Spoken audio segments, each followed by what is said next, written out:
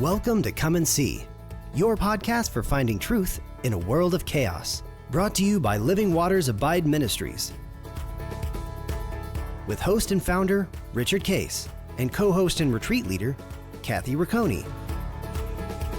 Join us every weekday at this time to discuss news, spend time in the Word, and receive answers to your personal questions about living life in God's truth. And now your host, Richard Case.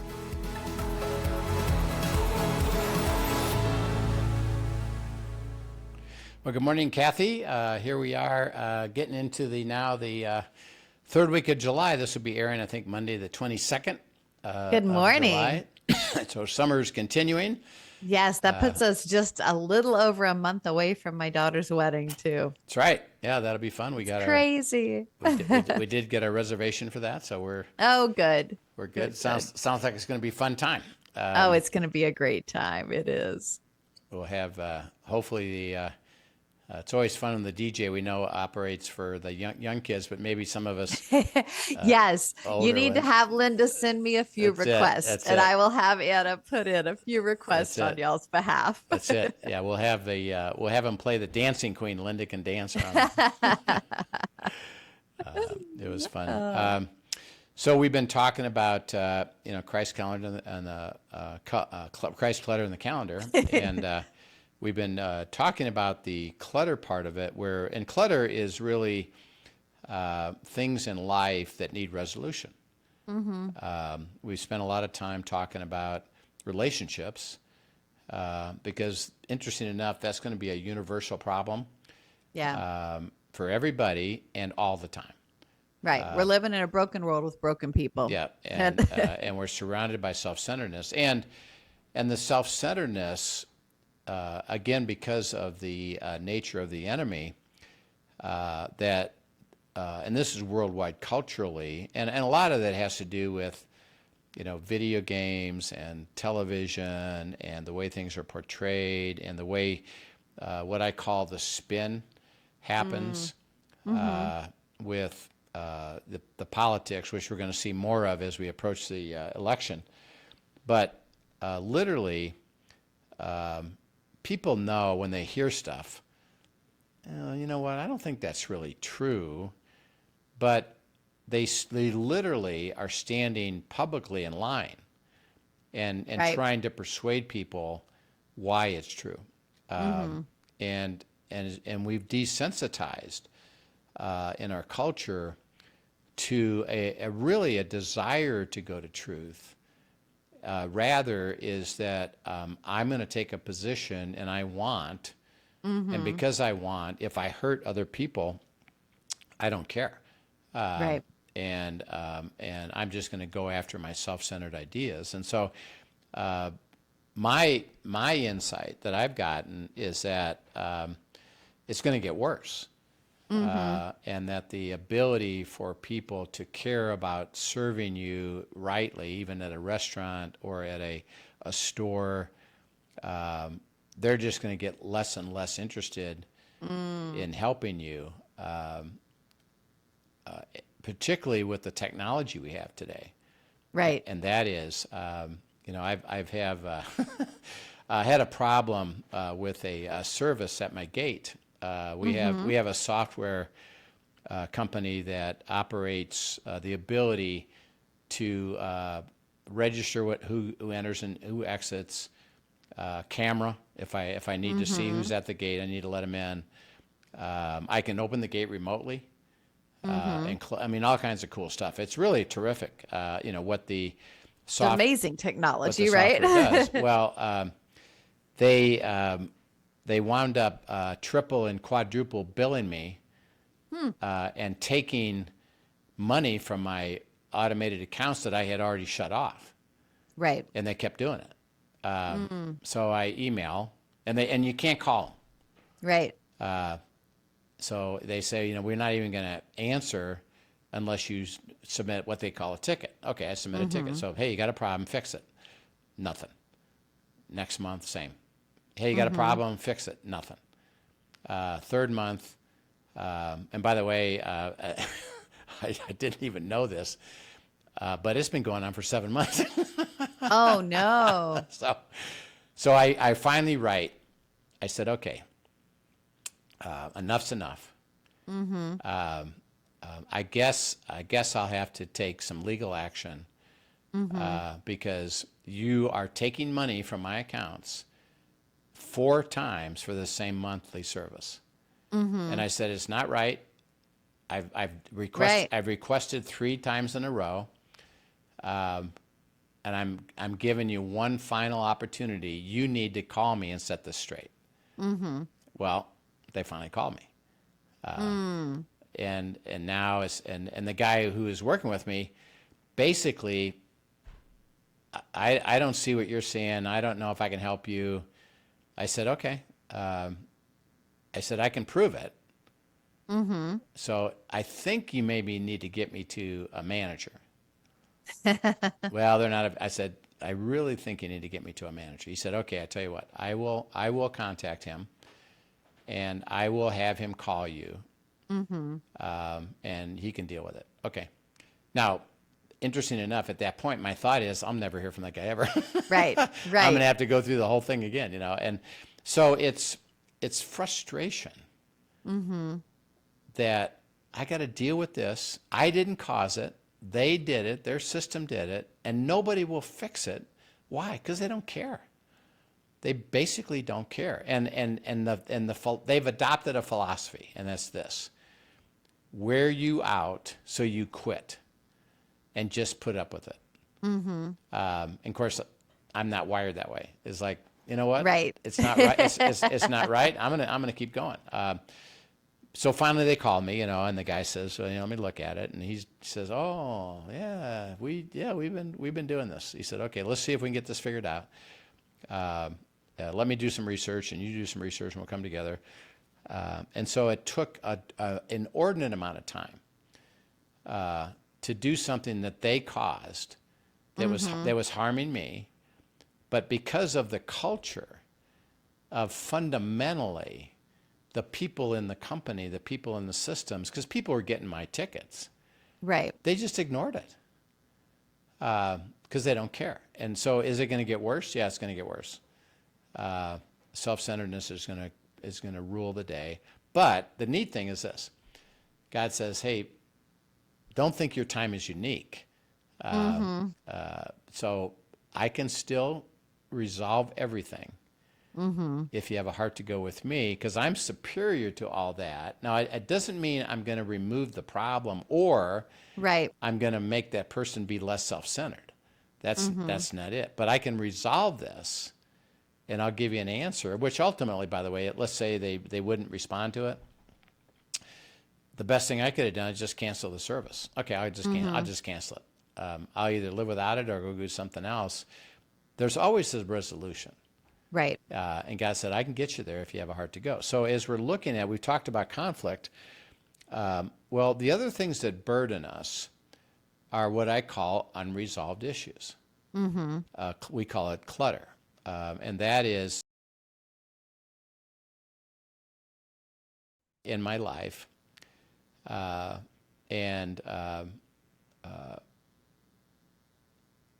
It's bothersome. It's something I don't enjoy. It's really happening in my life. And the only thing, I have really 2 choices. I live with it and say, I guess that's going to be it, and I'm going to just have suffering of this. Or I go to God and say, I'm going to walk with you until you resolve it. Right. And resolution, remember, and this is important, isn't my answer to the resolution. Because, my answer would be, well, have that company take care of it. Well, they're self-centered people, they're not going to respond to it, and so you're going to have to elevate it up, okay. But it was resolved because God said, if you stay with me, don't worry, I'll resolve it. And that would have been on my unresolved clutter list. That it's bothersome, and it's bothersome because, and this is a weird thing, is on their system, I've already removed all those other sources that they could access. Right. They're already off the system. their system keeps going after and taking money from me, even after I've canceled it. Mm-hmm. Their system is flawed. So it's not like I can just, say, okay, fine. Even though even though I lost some stuff, let it go. It's like I keep losing it, and it's an unresolved issue. I got to get this resolved because I can't. On my end of it, I can't fix it. Right. Because why? They keep doing it. So okay, but God says, if you, I want to lead you to freedom. Are you going to have unresolved issues all the time? Yes. Mm-hmm. And it's in the form of decisions I got to make. Things are coming up, and I got to decide which way to go. It's family issues. It's relationship issues. It's conflict. It's adversity. It's a situation at work or a situation in our life that is there. It's causing us difficulty. And I just need to work through it in some way to get to a resolution. And as God says to us, he says, well, one thing that I'd like you to understand is that a resolution isn't for you to just accept it. That's not the resolution. I'll resolve it. I'll resolve it, really, get it taken care of, but you got to let me do it. And it has to do with my timing, has to do with how I'm going to resolve it. And it probably is going to be different than you would. And by the way, there's this wonderful verse in Isaiah 55. He says, my ways are not your ways. My thoughts are not your thoughts. I'm working lots of things. The timing is going to be different. How I'm going to resolve it's going to be different. And it includes my supernatural work. That it's not just a natural way to get through it. Yeah. It's funny. As you say this, I'm reminded of a phrase I heard the other day. First time I had heard this, and I loved it. It's the productivity of rest. The productivity of rest, and true rest, when we're resting in God, and that, like you've described before, the waiting on God is the dancing with him. It's a staying with him step by step. It's not a passive rest, but it's truly soul rest. I'm resting in the fact that God will resolve. And as he leads me step by step, I step into the resolution. But the productivity of rest versus us trying to go out and solve something on our own. Yeah. And how we can just hit a wall over and over and over again and wear ourselves out when the productivity of resting in him is so sweet. Right. Yeah. And think about, the words even is that if you learn to rest well, it'll be very productive for you. Yes. It'll come out with something that'll be very efficient. So as we look at, and this would be even true as we gave lots of insight about conflict, but he said, as you're now working through unresolved issues, clutter, I need you to get to a place where you have freedom while you're working through these, because I'll resolve them. I'll show you I'm going to do that. And then as I resolve them, you're going to have more come on. Right. So you got to learn this as a way of living, so that if you keep working your calendar, you keep going to let God resolve your conflicts, all these unresolved issues, I'll resolve them. You can always live in freedom. And the key is this. If I told you, this issue you have, I'm going to resolve it. I got the power to resolve it. Even though it hasn't been resolved, what does that do for your heart? It lightens the load, right? Knowing, okay, he's carrying it. Yeah. It's going to get done. It's coming. So I trust that it's going to get done. And now I can live in freedom because I know where it's headed. I'm not at a place where, this is going to be really bad and it's going to be negative and it'll never get resolved. Or it'll get resolved in a really awful way. God says, no, I'll resolve it. And when you learn that, you start to have the release of any burden of it while it's happening. It's kind of interesting. So let's look at Psalm 25, 1-15. We'll probably spend a couple sessions in here. But this is the key to how do I walk with God so that I can experience the life that he has for me, knowing that things will get resolved, and I can live in freedom. Psalm 25, 1-15. Sure. To you, O Lord, I lift up my soul. O my God, I trust in you. Let me not be ashamed. Let not my enemies triumph over me. Indeed, let no one who waits on you be ashamed. Let those be ashamed who deal treacherously without cause. Show me your ways, O Lord. Teach me your paths. Lead me in your truth and teach me, for you are the God of my salvation. On you I wait all the day. Remember, O Lord, your tender mercies and your loving kindness, for they are from old. Do not remember the sins of my youth nor my transgressions. According to your mercy, remember me for your goodness' sake, O Lord. Good and upright is the Lord. Therefore, he teaches sinners in the way. The humble he guides in justice, and the humble he teaches his way. All the paths of the Lord are mercy and truth to such as keep his covenant and his testimonies. For your name's sake, O Lord, pardon my iniquity, for it is great. Who is the man that fears the Lord? Him shall he teach the way which he chooses.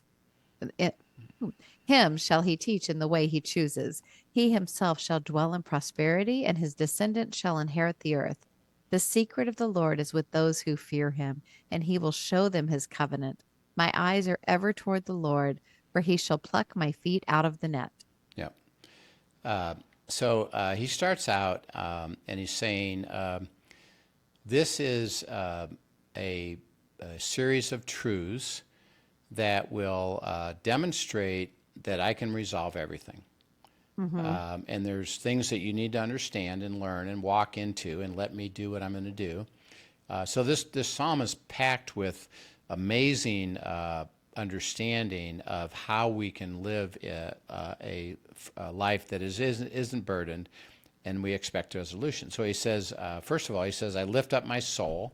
And the word soul is my essence of being. So everything that I have, I come to you. And I'm going to learn to trust you. Trust what? I'll resolve every issue.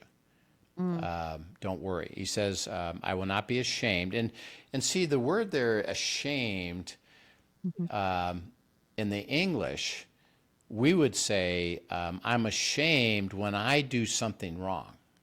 Right. And I shouldn't have done it.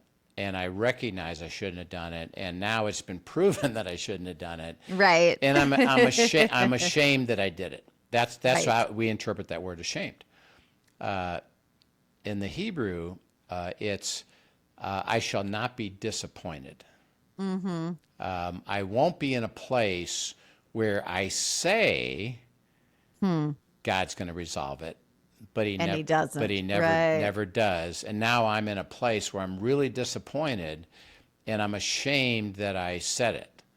Right. He said, no, if you learn to trust me, you won't be ashamed. And he says in verse 3, he says, no one who waits on you will be ashamed. In other words, and we'll talk about this, waiting is a key process to this for him to resolve it. And if I wait and let him resolve it, it will be resolved, and I won't be disappointed. So good. So trust it, And he says, wait. He says, okay. And then verse 4, he says, show me your way, teach me your paths, lead me in your truth, and teach me. For you're the God of my salvation. On you I wait all the day. So here's your saying, I'm willing to walk with you so that you can show me your way. Teach me your paths. Okay. When you think about that, and Lynn and I were just in the mountains, and we were doing some minor hiking. We're on a path. Now, it's in the wilderness, so it's not just go anywhere. Right. Because if you go anywhere, you're going to wind up in trouble. You could find yourself in trouble. Yes. But there's a path. So walk on the path, and when you walk on the path, what do we have to do? Take steps.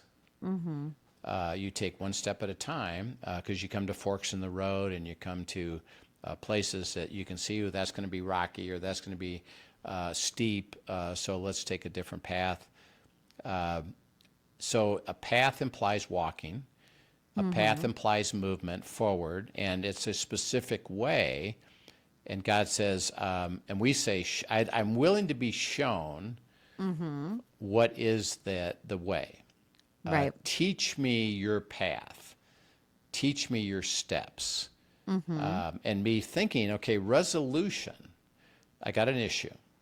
It's not resolved, and it does concern me because it's on my list. I recognize it's there. I don't ignore it. I don't say, don't worry about it. It's that, well, there's an issue that I need resolution to. And I need to be taught the steps that God's going to bring me to resolve it. And then what this means is this. Our approach is, I got a problem. Right. Fix it.